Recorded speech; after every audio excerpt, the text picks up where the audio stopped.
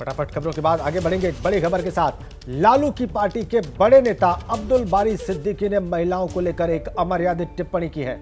महिला आरक्षण की बात करते हुए अब्दुल बारी सिद्दीकी ने यह टिप्पणी की है और कहा है कि महिला आरक्षण में पिछड़े वर्ग का भी कोटा होना चाहिए। अगर ऐसा नहीं होगा तो लिपस्टिक लगाकर महिलाओं को नौकरी में वो आ जाएंगी और पिछड़े समाज की महिलाओं का हक मारा जाएगा। अब्दुल बारी सिद्दीकी आरजेडी के नेता हैं और ये टिप्पणी उन्होंने की है, विवादास्पद टिप्पणी। वो कोटे की मांग कर रहे थे और कोटे की मांग करते हुए उन्होंने ये बयान दे दिया। महिला आरक्षण पर ये बोल थे उन्होंने कहा कि महिला आरक्षण में पिछड़े वर्ग का कोटा होना चाहिए। अगर ऐसा नहीं होगा तो लिपस्टिक लगाकर महिलाएं नौकरी में आ जाएंगी और पिछड़े समाज की महिलाओं का हक मारा जाएगा। यह अमर्यादित टिप्पणी अब्दुल बारी सिद्दीकी की आरजेडी लीडर की। अभी जब ये हो रहा है महिलाओं का, हम लोग कहते भैया महिला का आरक्षण दीजिए, मगर उस महिला के आरक्षण में अत्यंत दूसरा का भी कोटा तय कर दीजिए तब तो ठीक है। अब वरना महिला के नाम पर तीनों बॉर्डर लिपस्टिक वाली पॉपकट वाली औरत चली आएगी नौकरी में, तो आपके महिलाओं को हक और हुकूक मिलेगा। तो सुना आपने किस तरह लालू की पार्टी के बड़े नेता अब्दुल बारी सिद्दीकी ने महिलाओं को लेकर यह अमर्यादित टिप्पणी की। टिप्पणी हमने आपको सुनाई। महिला आरक्षण की बात करते करते अब्दुल बारी सिद्दीकी ने क्या कुछ टिप्पणी की वो एक बार आपको फिर सुनाते हैं। अभी जब ये हो रहा है महिलाओं का, हम लोग कहते भैया महिला का आरक्षण दीजिए, मगर उस महिला के आरक्षण में अत्यंत दूसरा का भी कोटा तय कर दीजिए तब तो ठीक है। अब वरना महिला के नाम पर तीनों बॉर्डर लिपस्टिक वाली पॉपकट वाली औरत चली आएगी नौकरी में, तो आपके महिलाओं को हक और हुकूक मिलेगा। एक और बड़ी खबर है। अब्दुल बारी सिद्दीकी के बयान को लेकर बिहार सरकार के मंत्री और जेडीयू नेता अशोक चौधरी की प्रतिक्रिया भी आ गई है।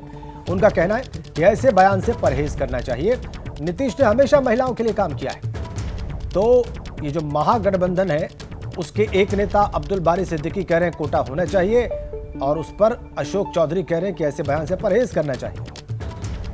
आरजेडी के कद्दावर नेता अब्दुल बारी सिद्दीकी ने विवादित बयान दिए हैं महिलाओं को लेकर के कि अगर महिला आरक्षण में कोटा नहीं दिया जाता है तो इससे वो महिलाएं आगे आएंगी जो बॉबकट वाली लिपस्टिक वाली हैं, जैसे कि नौकरियों में आई हैं। हमारे साथ अशोक चौधरी बिहार सरकार के मंत्री हैं।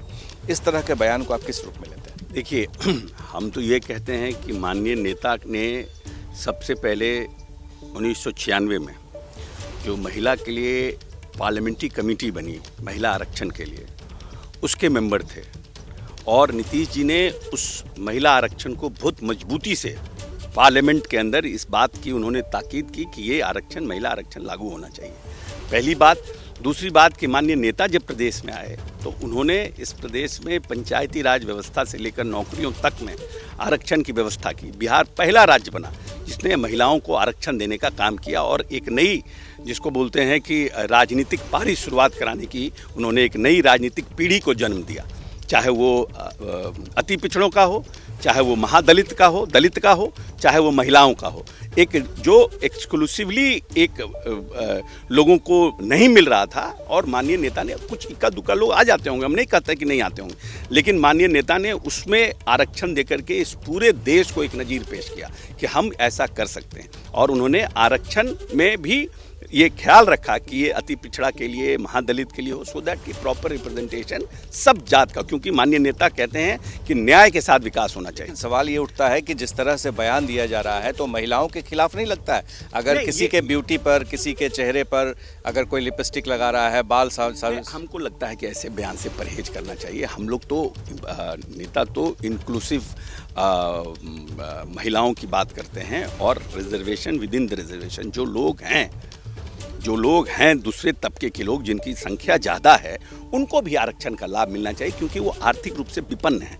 तो जो लड़ाई लड़ी जाती है चुनाव में, अगर आर्थिक रूप से आप कमज़ोर रहते हैं तो आप वो लड़ाई हार जाते हैं। तो रिजर्वेशन देके उनका भी प्रॉपर रिप्रेजेंटेशन की बात की। तो जो आदमी करना चाहता है वो बोलता नहीं है, वो करता है और करके दिखाता है। आज अगर आप देखिएगा तो महादलित के लिए या दलितों के लिए जो माननीय नेता ने किया, आरक्षण तो बहुत लंबे समय से था। संविधान में बाबा साहब भीमराव अम्बेडकर ने प्रावधान किया, लेकिन पंचायती राज में बिहार में आरक्षण नहीं था।